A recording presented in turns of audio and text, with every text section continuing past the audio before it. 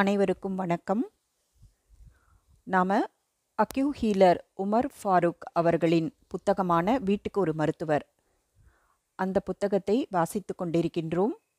போன எபிசோடில் நாம் முதல் பகுதியாக மொழி அறிதல் அதை பற்றி பார்த்தோம்.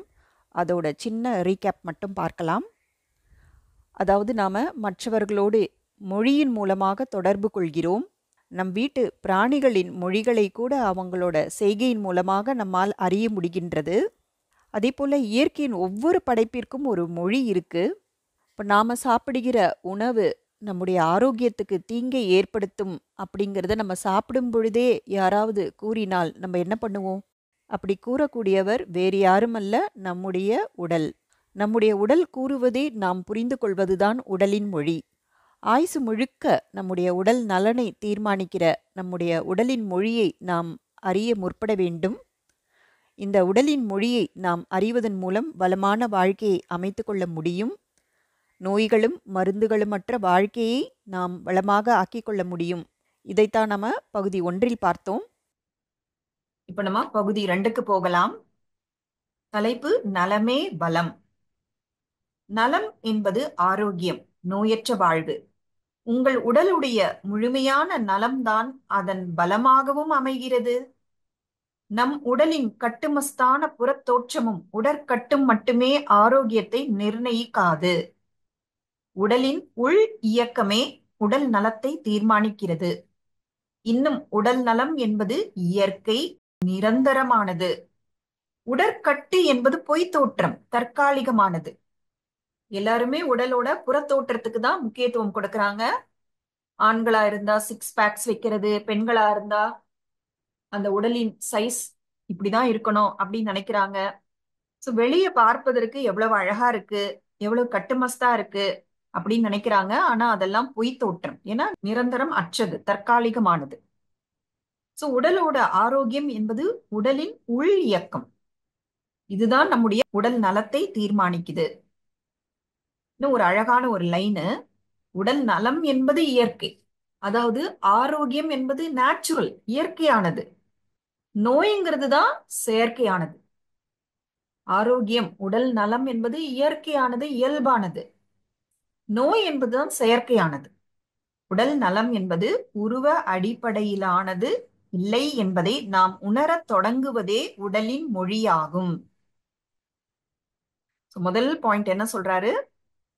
உடல் நலம், ஆரோக்கியமா ஒருத்தவங்க இருக்காங்கன்னா எவ்வளவு ஹைட்டா இருக்காங்க, எவ்வளவு வெயிட்டா இருக்காங்க அப்படிங்கன்னு வெளியில பாக்குற உருவ அடிப்படையில் கிடையாது. இதுதான் உடலின் மொழி. தோற்றத்தை வைத்து தன்மையை முடிவு செய்வது நவீன விஞ்ஞானம். புற தோற்றத்தை வைத்து தன்மையை முடிவு செய்வது நவீன விஞ்ஞானம். அறிந்து உணர்ந்ததை ஏற்றுக்கொள்வது மரபு வழி அறிவியல். சும்மா காலம் காலமாக ட்ரெடிஷ்னல் சொல்லுவாங்க இல்லையா, மரபு வழி அறிவியல். அது என்ன சொல்லுதுன்னா, நாம எதை பகுத்தறிந்து உணர்ந்தோமோ அதை ஏற்றுக்கொள்ள வேண்டும். நாம் விஞ்ஞான மனநிலைக்கு தள்ளப்பட்டுள்ளோம். இயற்கையோடு இயைந்த அறிவியல் பாதைக்கு திரும்புவதே முழு நலனை தரும். எல்லாருமே ரொம்ப சயின்டிபிக், சயின்ஸ் என்ன சொல்லுது அது கேட்டாதான் நம்புற மாதிரி ஒரு மனநிலைக்கு போயிட்டோம். ஆனால் இயற்கையோடு இயைந்த அறிவியல் பாதைக்கு திரும்புவதே முழு நலனை தரும் அப்படின்னு சொல்றாரு. நம் உடலின் மொழி இயற்கையோடு தொடர்புடையது. நம் உடலின் மொழி இயற்கையோடு தொடர்புடையது. இயற்கை என்றால் என்ன? அது தற்செயல் நிகழ்ச்சிகளின் தொகுப்பு என்பது நமக்கு சொல்லிக் கொடுத்து திணிக்கப்பட்ட பாடம். தற்செயல் நிகழ்ச்சிகளின் தொகுப்பு. சில விஷயங்கள் தானா டக்குன்னு ஏதோ ஒண்ணு நடக்கும், அதெல்லாம் தான் இயற்கை அப்படின்னு நமக்கு சொல்லி கொடுத்திருக்காங்க. இயற்கை தற்செயலானது அல்ல. காக்கை உட்கார பனம்பழம் விழுந்ததுன்னு சொல்லுவாங்கல்ல, அதுதானே தற்செயல். இயற்கை அப்படிப்பட்டது கிடையாது. அது ஒழுங்கமைவோடு இயங்கும் இயக்கம். அதாவது ஒரு இயற்கைங்கிறது ஒரு டிசிப்ளின், விதிகளுக்கு உட்பட்டது. அப்படிதான் அது இயங்குது. இயற்கையின் ஒத்திசைவான இயக்கத்தை நம் முன்னோர்களில் பலர் அறிந்திருந்தனர். அவற்றை தம் ஆரோக்கிய வாழ்விற்கு பயன்படுத்தினர். ஆகவே அவர்கள் புதிய பொருட்களை கண்டுபிடிக்கும் விஞ்ஞானிகளாக இல்லை, இயற்கையின் ரகசியங்களை உணர்ந்த அறிவியலாளர்களாக இருந்தனர். ரொம்ப அழகா இருக்கு இந்த பாயிண்ட்ஸ், மறுபடியும் படிக்கிறேன். இயற்கை தற்செயலானது அல்ல, அது ஒழுங்கு அமைவோடு இயக்கம். அதாவது ஒரு டிசிப்ளினோடு விதிகளுக்கு உட்பட்டு இயங்கக்கூடிய ஒரு இயக்கம் தான் இயற்கை. இயற்கையின் ஒத்திசைவான இயக்கத்தை நம் முன்னோர்களில் பலர் அறிந்திருந்தனர், அவற்றை தம்முடைய ஆரோக்கிய வாழ்விற்கு பயன்படுத்தினர். அதனால அவங்க புதிய புதிய பொருட்களை கண்டுபிடிக்கிற சயின்டிஸ்டா இல்ல, அவங்க என்ன பண்ணாங்கன்னா இயற்கையின் ரகசியங்களை உணர்ந்த சயின்டிஸ்டாக இருந்தார்கள் அப்படின்னு சொல்றார். இயற்கை தவறு செய்யாது என்பதை உணர்ந்து தெளிவதுதான் அடிப்படை பாடம். எல்லாரும் மனசுல நோட் பண்ணிக்கணும். இயற்கை தவறு செய்யாது என்பதை உணர்ந்து தெளிவதுதான் அடிப்படை பாடம். நாம் இயற்கை என்ற பிரம்மாண்டத்தின் வழியே உடலை அறிந்து கொள்வது கடினமானது. நமக்கு பரிச்சயமான உடலின் மூலம் இயற்கையை அறிய முற்படுவது எளிமையானது.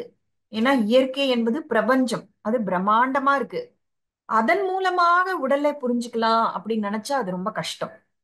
ஆனா நம்முடைய உடல் நமக்கு பரிச்சயமானது இல்லையா?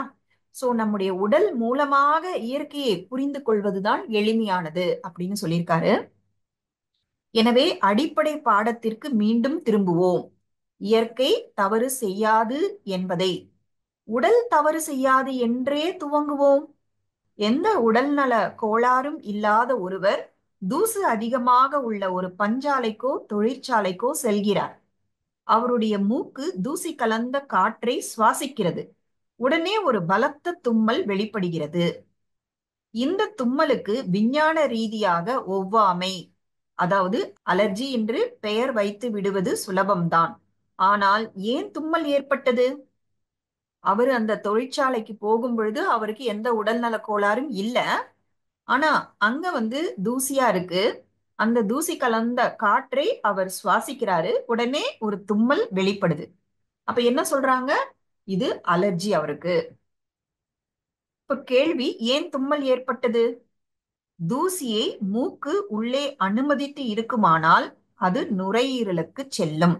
பல வகையான நாட்பட்ட நுரையீரல் கோளாறுகளை அது ஏற்படுத்தி இருக்கும். தூசியை உள்ளே அனுப்புவது நல்லதா அல்லது அதை வெளியே தள்ளுவது நல்லதா? சோ உடலுக்கு ஒரு ஃபாரின் பாடி, அதாவது உடல் அல்லாத ஒரு விஷயம் உடலுக்குள்ள நுழைந்தால் அதனால அந்த உடலுக்கு கெடுதல் ஏற்படும். உதாரணமா இந்த தூசி உள்ள போறதுக்கு மூக்கு பர்மிஷன் கொடுத்துச்சுன்னா அந்த தூசி எங்க போகும்? காற்று வழியாக நம்ம சுவாசிக்கிற அந்த தூசி நேரா நுரையீரலுக்கு தான் போகும்.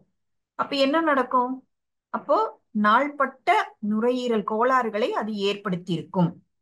அப்ப அந்த தூசியை உள்ள அனுப்புறது நல்லதா, அதை வெளியே தள்ளுறது நல்லதா? உடல் எப்போதுமே தனக்கு தீங்கு விளைவிப்பதை உள்ளே அனுமதிக்காது. அதுதான் உடலினுடைய இயற்கை. உடலுக்கு தீங்கு விளைவிக்க போகும் தூசியை தானே கண்டறிந்து அதனை தும்மல் மூலம் வெளியே தள்ளும். இயற்கையை நாம் விளங்கிக் கொள்வது இல்லை. தன்னைத்தானே பாதுகாத்துக் கொள்ளும், தன்னையே குணப்படுத்திக் கொள்ளும் அற்புதமான கட்டமைப்பை உடல் கொண்டிருக்கிறது. மறுபடியும் படிக்கிறேன். தன்னைத்தானே பாதுகாத்துக் கொள்ளும், தன்னையே குணப்படுத்திக் கொள்ளும் அற்புதமான கட்டமைப்பை உடல் கொண்டிருக்கிறது. உடலின் செயல்கள் அனைத்துமே நம் நன்மையை மையமாக கொண்டிருக்கின்றன. சோ இதோட பகுதி 1 பகுதி 2 முடிஞ்சிருக்கு. பகுதி 3 நம்ம நாளைக்கு பார்க்கலாம். நன்றி. மீண்டும் சந்திப்போம்.